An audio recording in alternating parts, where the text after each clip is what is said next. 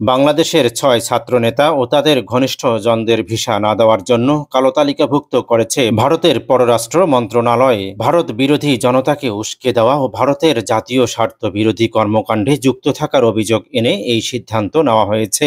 রবিবার ১ সেপ্টেম্বর গণমাধ্যমের প্রতিবেদন সূত্রে এসব তথ্য জানা গেছে ইতিমধ্যে এ সংক্রান্ত মৌখিক নির্দেশনা ঢাকাস্থ ইন্ডিয়ান হাইকমিশনে পাঠানো হয়েছে।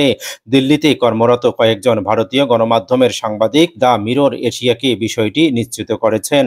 এই তালিকায় আছেন গণ অধিকার পরিষদের একাংশের সভাপতি নুরুল হক নূর, গণতান্ত্রিক ছাত্র শক্তির আহ্বায়ক আক্তার হোসেন, সদ্য নিয়োগপ্রাপ্ত প্রধান উপদেষ্টার বিশেষ সহকারী মাহফুজ আলম, বৈষম্য বিরোধী ছাত্র আন্দোলনের অন্যতম সমন্বয়ক হাসনাত আবদুল্লাহ, সার্জিস আলম ও নুসরাত তাবাসসুম।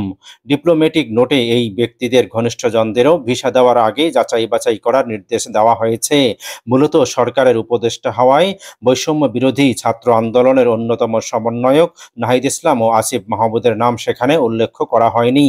মাহফুজ আলম সরকারের অংশ হওয়ার আগেই এই নোটটি পাঠানো হয় বলে জানা গেছে। ফলে অন্তর্বর্তী সরকারের প্রধান উপদেষ্টা ডক্টর মোহাম্মদ ইউনূসের বিশেষ সহকারী হওয়ার পর মাহফুজ আলমের জন্য ভিসা নিষেধাজ্ঞা প্রযোজ্য হবে কিনা তা জানতে পারেনি দ্য মিরর এশিয়া। অন্যদিকে ভিসা নিষেধাজ্ঞা নিয়ে বিস্তারিত জানতে চাইলে নাম প্রকাশে অনিচ্ছুক সরকার ঘনিষ্ঠ একজন সাংবাদিক দ্য মিরর এশিয়াকে বলেছেন, বাংলাদেশে ভারত বিরোধী মনোভাব তৈরির নেতৃত্ব দিচ্ছেন নুরুল হক নূর ও আক্তার হোসেন। অন্যদিকে পেছন থেকে ভারত বিরোধী চেতনাকে শক্তিশালী করার কাজে নিয়োজিত ছিলেন মাহফুজ আলম।